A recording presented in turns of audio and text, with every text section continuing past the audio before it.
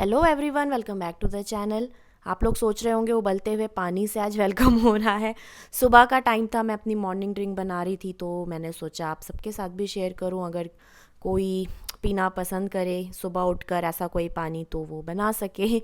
तो बस यहाँ पे उबला हुआ पानी डाला है मैंने और डाल रही हूँ मैं हल्दी।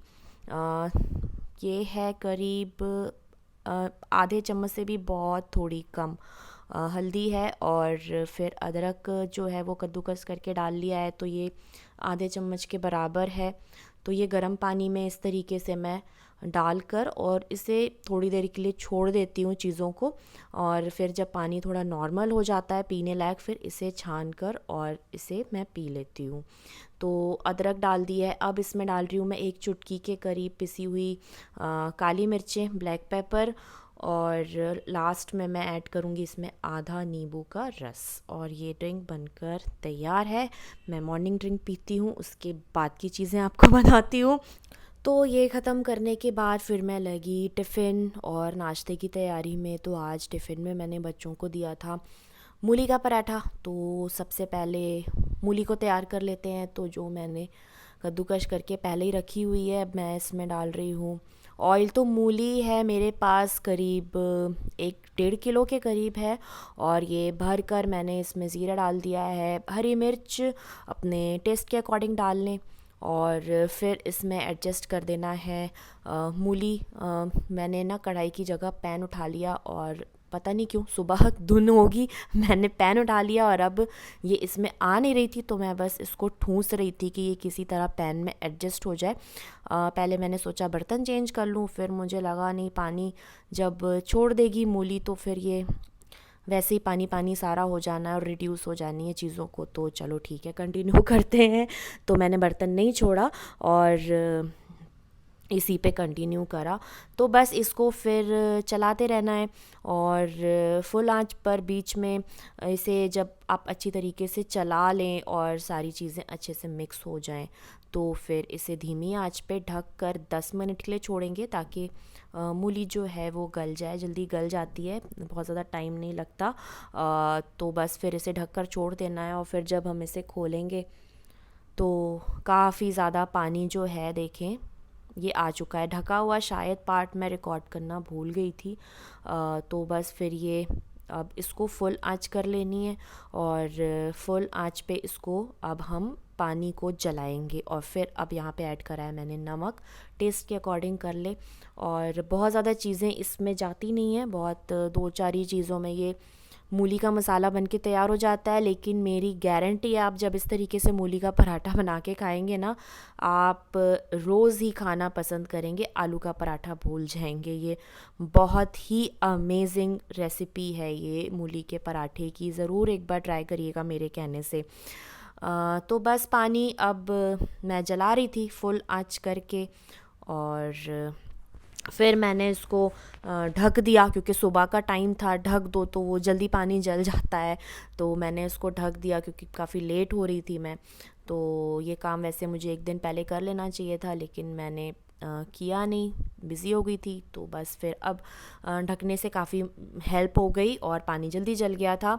और बस फिर जब ऑयल थोड़ा सा सेपरेट होने लगे, दिखाई दे अब आपको पूरी मूली सूख चुकी है, तो बस इसमें भर के डालना है हरा धनिया। ये बहुत इम्पॉर्टेंट है, हरा धनिया ना हो तो फिर आप उस दिन ये मसाला ना बनाएं, क्योंकि उसके बिना मज़ा नहीं आएगा।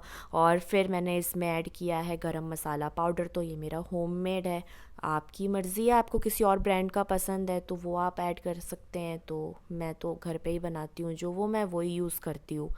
तो बस फिर इसे मिक्स कर दिया है। हरी मिर्च और जो गरम मसाला है उसका रेशियो आप ऊपर नीचे कर लें, और ज़ीरा जो है वो ज़रूर से भर कर 1 चम्मच डालें, क्योंकि ज़ीरे का ही मेन जो है इसमें टेस्ट होता है, क्योंकि और तो ऐसा कुछ हम इसमें डाल नहीं रहे हैं। तो जो भी चीज़ें हैं वो बहुत ध्यान से डालें, बहुत अच्छा मसाला आपका बन के तैयार होगा। तो बस फिर अब मैं पराठा बनाने लगी थी। तो मैंने पहले भी बताया है कि मैं 2 लोई का प्रेफ़र करती हूँ, तो मैं वही 2 लोई जो है वो बना कर रेडी कर रही थी। और यही दूंगी बच्चों को। बच्चों को भी आप दीजिए, अगर नहीं खाते हैं मूली का पराठा। जहाँ तक मुझे पता है 1-2 बार में टेस्ट डेवलप हो जाएगा। कोई भी चीज़ एक बार अगर नहीं अच्छी लगती दोबारा ज़रूर बच्चों के साथ ट्राई करनी चाहिए। दोबारा तिबारा टेस्ट डेवलप होने में टाइम लगता है, जैसे हम लोगों को ही किसी भी चीज़ का टेस्ट डेवलप करने में टाइम लगता है। स्टार्टिंग में वो चीज़ नहीं अच्छी लगती। जैद की बात मैं बताऊँ, वो पिज़्ज़ा बिल्कुल नहीं खाते थे, और जब उनका टूर स्टार्ट हुआ था आज से करीब 10 साल पहले, टूरिंग जब उनकी स्टार्ट हुई तो बाहर फिर उनको और कोई ऑप्शन नहीं मिलता था, पिज़्ज़ा ही मिलता था। तो वो खाते खाते अब उनकी हैबिट हो गई है आराम से। कभी अगर हम बाहर जाएं और डिनर में या कभी लंच के टाइम पिज़्ज़ा ऑर्डर करें तो वो लंच और डिनर में पिज़्ज़ा खा लेते हैं, कोई दिक्कत होती नहीं है। तो ऐसे ही बच्चों के साथ भी होता है, टेस्ट डेवलप हो जाता है। तो थोड़ा सा टाइम देना चाहिए, गिव अप नहीं करना चाहिए कि अरे हमारा बच्चा मूली का पराठा नहीं खाता या कद्दू नहीं खाता या लौकी नहीं खाता। अब ये ऐसी चीज़ें हैं ना कि बड़ों को ही इन चीज़ों का टेस्ट डेवलप करने में टाइम लगता है, तो फिर तो बच्चे हैं वो। तो इसलिए थोड़ा सा टाइम दे, पेशेंस रखें, और ज़रूर एक दिन बच्चे खाएंगे। तो बस इन्हीं चिट चैट के साथ मेरा पराठा भी ऑलमोस्ट अब बनने के प्रोसेस में है। तो आज मैं टिफ़िन में यही दूंगी बच्चों को, और मैं भी नाश्ते में यही खाऊंगी। और जैद ने आज तक मूली का पराठा ट्राई नहीं करा है, तो वो नहीं खाएंगे। अब वही है, किसी दिन फंसेंगे पिज़्ज़े की तरह तो हो सकता है फिर खाना स्टार्ट कर दें। तो अभी तो वो एक भी वाला मुंह में नहीं रखते हैं मूली के पराठे का। तो फिर बस अब कुछ चीज़ें थीं, कुछ बातें थीं, मैंने सोचा था मैं इसमें आपसे चिट चैट करते टाइम जो है वो शेयर करूँगी, लेकिन चलो कोई नहीं, बच्चों की बातें होने लगी, ये भी ज़रूरी है। कई लोग परेशान रहते हैं कि बच्चा नहीं खा पाता या उसको पसंद नहीं है ऐसी चीज़ें। तो बस अगर मेरी ये बातें सुन के कोई मोटिवेट हो रहा है तो बहुत अच्छी बात है।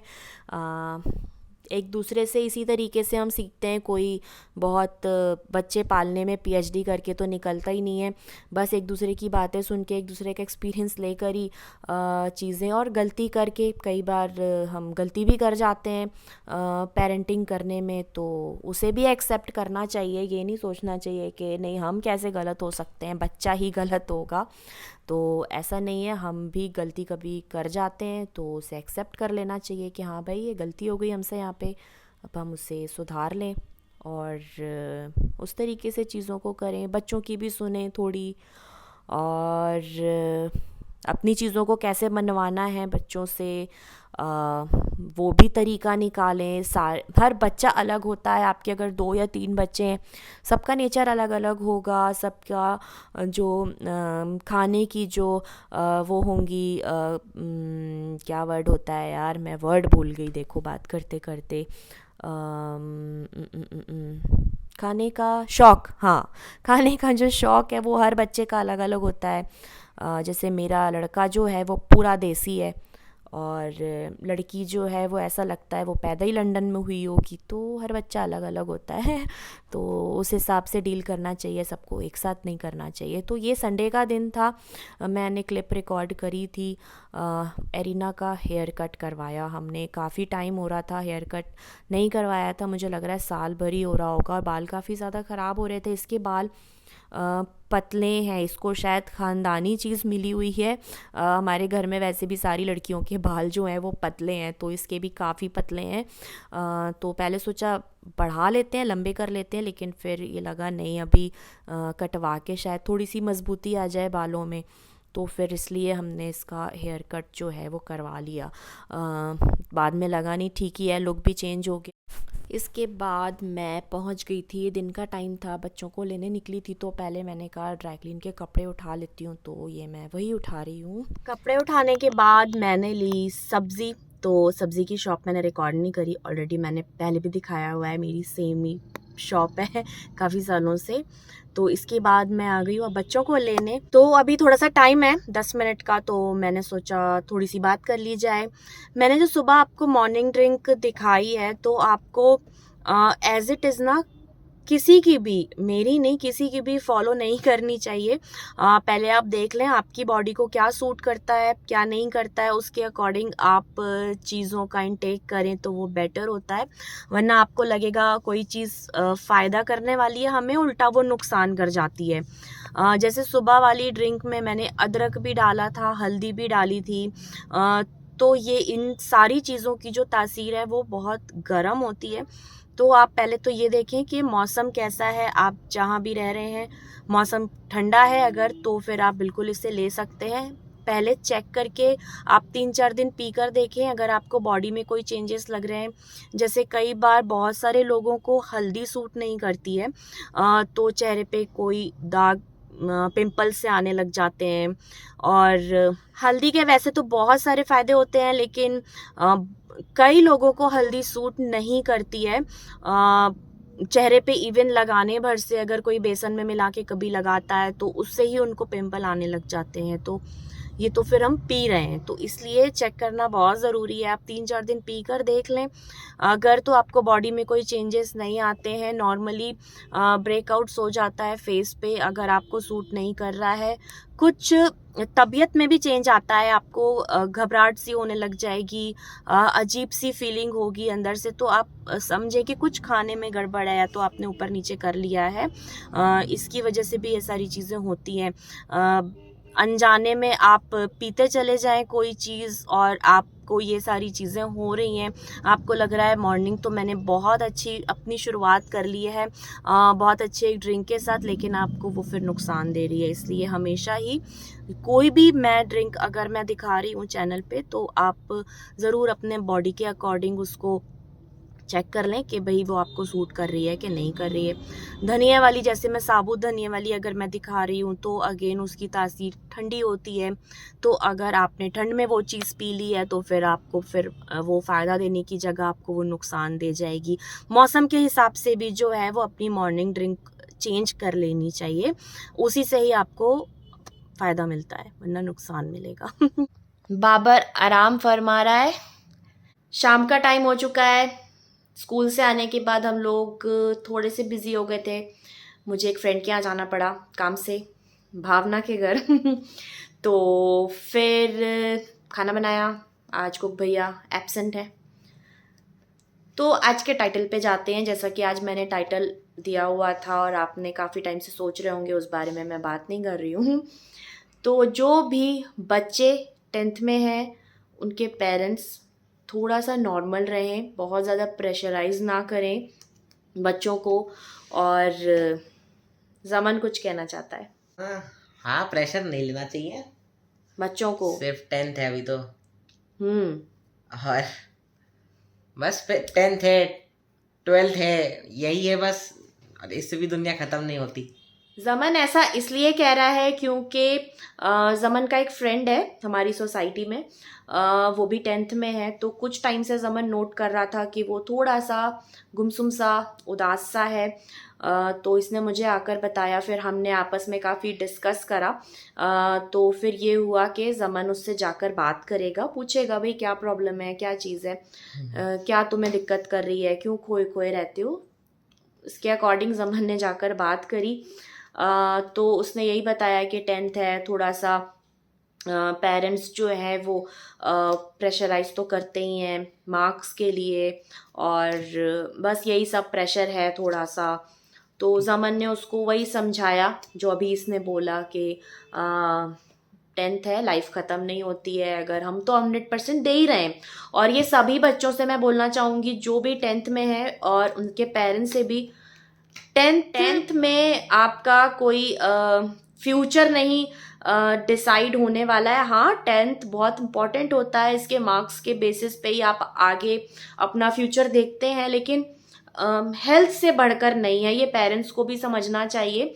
और इतना भी ज़्यादा प्रेशराइज ना कर दें बच्चों को कि वो बिल्कुल ही गुमसुम हो जाएं और डिप्रेस हो जाएं, ऐसा बिल्कुल नहीं करना चाहिए। बच्चों के जो मार्क्स हैं वो पूरे साल उनकी जो परफॉर्मेंस है उस पे डिपेंड करती है, और बहुत ज़्यादा पेरेंट्स पे भी इसकी रिस्पॉन्सिबिलिटी है कि साल भर उन्होंने किस टाइप का एनवायरनमेंट बच्चों को दिया है, कैसा उनको सपोर्ट करा है इमोशनली भी।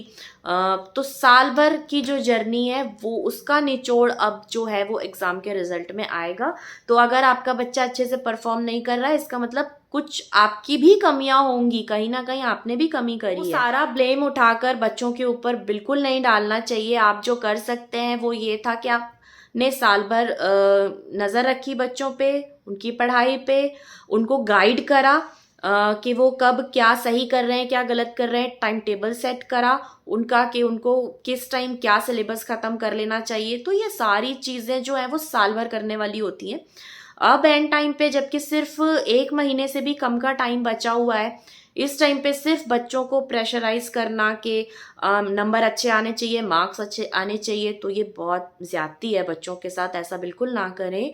और ये हम सब जानते हैं कि ऐसा नहीं है कि 10th में अगर मार्क्स कम आएंगे तो बच्चा फ्यूचर में कुछ कर नहीं सकता। हम अपने टाइम पे जाएं। हमारी ही क्लास में जो बच्चे टॉपर थे, आज हम उठाकर देख लें तो वो एक नॉर्मल जॉब 9 to 5 वाली कर रहे हैं, और जो बच्चे थोड़े एवरेज थे वो कहीं का कहीं पहुंच गए हैं। तो लाइफ यहीं ख़त्म नहीं होती है। आप बच्चों के लिए दुआएं करें और उन्हें इमोशनली सपोर्ट करें, और बहुत ज़्यादा बिल्कुल हंटर लेके खड़े होने की ज़रूरत नहीं है। इजी मैं रहे तो मजे में उनको रहता हूँ। नंबर थोड़ा ज्यादा इजी रखें बच्चों को। हाँ ये है, ये ज़रूर मेक श्योर करना चाहिए पेरेंट्स को भी और बच्चों को भी कि आप अपना 100% दे रहे हैं कि नहीं दिल से। अगर आप अपना 100% दे रहे हैं तो बस फिर इसके बाद आप छोड़ दें। देखें कि क्या रिजल्ट आता है, आपने क्या कमी करी, उसको सुधारने का आपको फिर मौका मिलेगा। 11th है, फिर 12th है, उसमें आप अच्छा कर लें। तो लाइफ किसी एक रिजल्ट के बेसिस पे तो ख़त्म नहीं हो जाती है। ये पेरेंट्स प्लीज़ ध्यान रखें और प्रेशराइज बिल्कुल ना करें बच्चों को। और हम ही अपनी जर्नी से आप देखें, लाइफ में अगर हमने इस साल कुछ गड़बड़ करी है तो वो हमें मौका मिलता है, हम अगली साल ठीक करते हैं, ग्रो करते हैं अपने आप को, बहुत सारी नई चीज़ें सीखते हैं। तो बच्चों को भी वो मौका दें। और हेलो तो ये था आज का। मैंने सोचा 10th अब एग्ज़ाम आने ही वाले हैं तो इस बारे में बात करना चाहिए, और जितना हो सके इजी रहें, टेंशन ना लें, आप भी ना लें। जितना फ्री माइंड से बच्चा एग्ज़ाम देगा ना, रिजल्ट सबके अच्छे ही आने वाले हैं। तो जितने भी बच्चे 10th में हैं, मुझे सुन रहे हैं, सबको ऑल द बेस्ट एग्ज़ाम के लिए। बहुत अच्छी तरह तैयारी करें, अपना 100% दें। और अगर आपसे कोई चूक होती है, इन केस पेरेंट्स किसी के बहुत ज़्यादा स्ट्रिक्ट होते हैं, कई पेरेंट्स होते हैं वो आपसे कुछ कह रहे हैं तो बुरा मानने की ज़रूरत नहीं है, बहुत ज़्यादा आपको डिप्रेस होने की ज़रूरत नहीं है। पेरेंट्स हैं, आपके अच्छे के लिए ही कह रहे हैं। और फिर आप उनको 11th में अच्छा करके दिखाएं, 12th में अच्छा करके दिखाएं, इस स्पिरिट लाइफ में अच्छा करके दिखाएं। बिल्कुल इस स्पिरिट के साथ आप उनकी बातों को लें और टेंशन ना लें। हाथ मेरा काफ़ी ज़्यादा हिल रहा है। तो बस इस बात के साथ हम आज का व्लॉग यहीं पर एंड करते हैं। शुरू कब हुआ था? व्लॉग हो चुका था शुरू तुम्हारे मेरे बिना। बाल झड़ गए हैं। हाँ, एरिना का न्यू लुक जो like व्लॉग it. के स्टार्टिंग में दिखाया मैंने हेयर कट I होते like हुए, it so much. ये इसका मुझे new बैंग्स look। भी चाहिए थे। नहीं वो तुम्हारे वो बच्चों के ऊपर मेरे- अच्छे लगते हैं। नहीं, हम- कमेंट करना कि एलिना ये को बैंग्स है- मिलने चाहिए। दोनों टिड्डे आराम करते हुए। चलो भाई एंड करते हैं बोल के हमने 30 सेकंड्स ले लिए सबके। चलो इस व्लॉग को एंड करते हैं, अगली बार फिर मिलेंगे न्यू व्लॉग के साथ। तब तक के लिए Bye. Bye bye and take care. Bye.